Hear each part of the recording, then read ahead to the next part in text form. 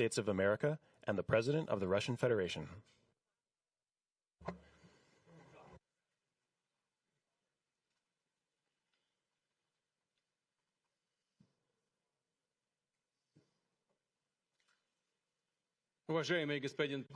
Mr. President, ladies and gentlemen, our negotiations have been held in a constructive atmosphere of mutual respect.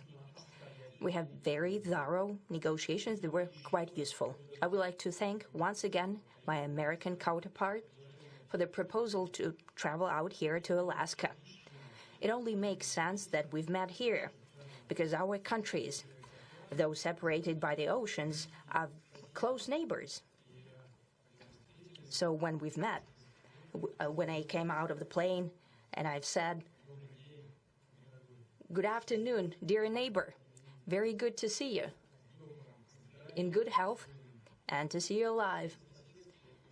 I think that is very neighborly. And I think that's some kind words that we can say to each other. We're separated by the Strait of Bering, though there are 2 islands only between the Russian island and the U.S. island. They're only 4 kilometers apart. We're close neighbors, and it's a fact. It's also important that Alaska has to do with our common heritage, common history between Russia and the U.S., and many positive events have to do with that territory. Still, there is tremendous cultural heritage back from the Russian America. For example, Orthodox churches and a lot of more than 700 geographical names of Russian origin. During the Second World War, it was here in Alaska that was the origin of the legendary air bridge for the supply of military aircraft and other equipment under the Lend-Lease program. It was a dangerous and treacherous route over the vast emptiness of ice. However, the pilots of both countries did everything to bring closer the victory. They risked their lives and they gave it all for the common victory.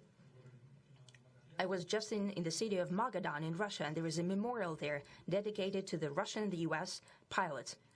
And there are 2 flags, the U.S. flag and the Russian flag. And I know that here as well there is such a memorial. There is a military burial place several kilometers away from here. The Soviet pilots that buried there who died during that dangerous mission. We're thankful to the citizens and the government of the U.S. for carefully taking care of their memory. I think that's very worthy and noble.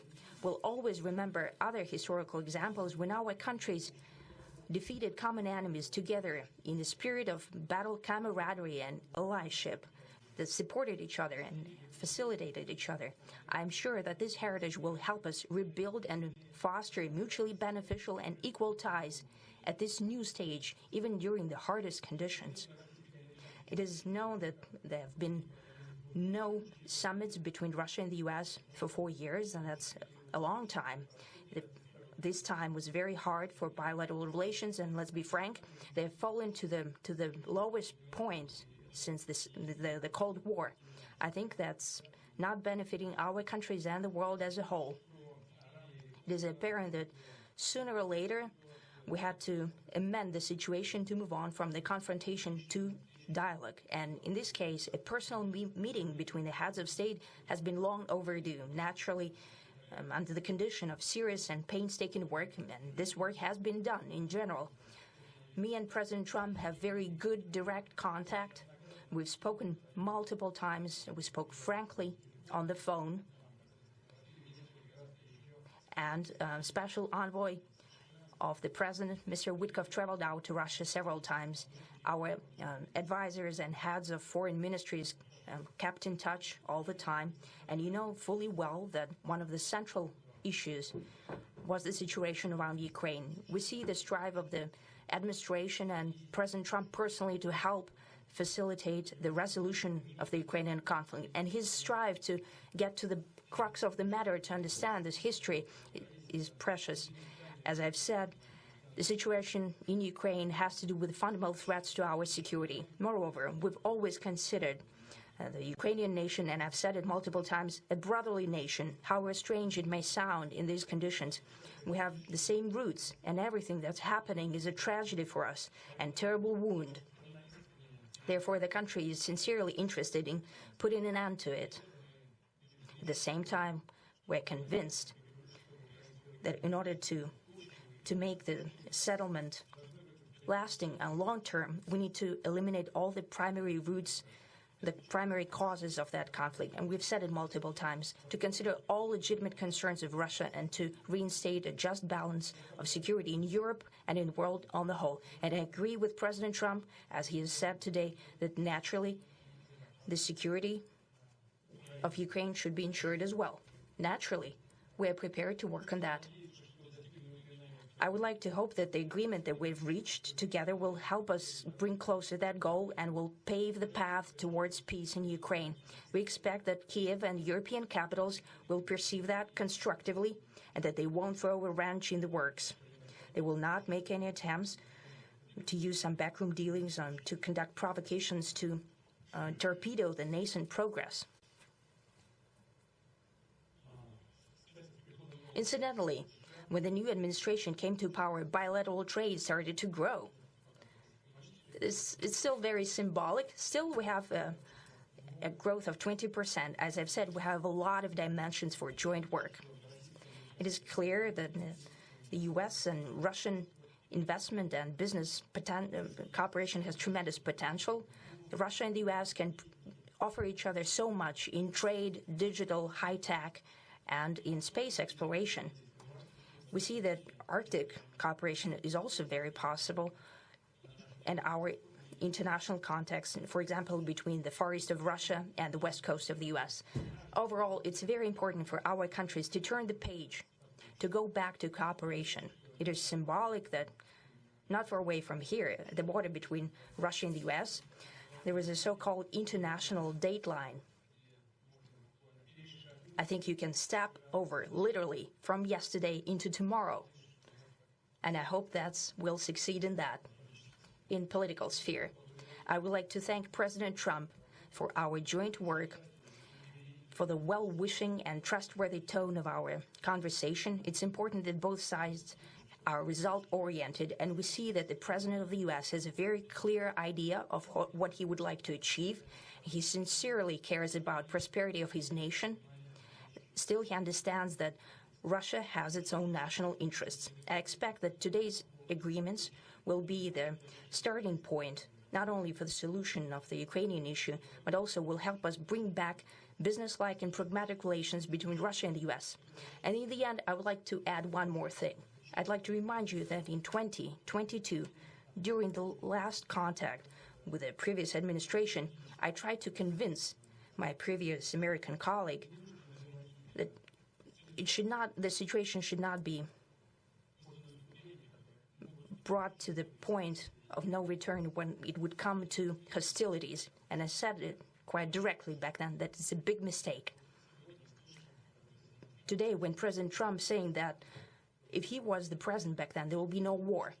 And I'm quite sure that it would indeed be so. I can confirm that. I think that overall, me and President Trump have built a very good, business-like, and trustworthy contact. And I have every reason to believe that moving down this path, we can come, and the sooner the better, to the end of the conflict in Ukraine. Thank you. Thank you. Well, thank you very much, Mr. President. That was very profound, and I will say that I believe we had a very productive meeting. There were many, many points that we agreed on, most of them, I would say, a couple of big ones that we haven't quite gotten there, but we've made some headway. So there's no deal until there's a deal. I will call up NATO in a little while. I will call up the various people that I think are appropriate, and I'll, of course, call up President Zelensky and tell him about today's meeting. It's ultimately up to them. They're going to have to agree with what Marco and Steve and some of the great people from the Trump administration who've come here, Scott and John Radcliffe. Thank you very much. But we have some of our really great leaders. They've been doing a phenomenal job.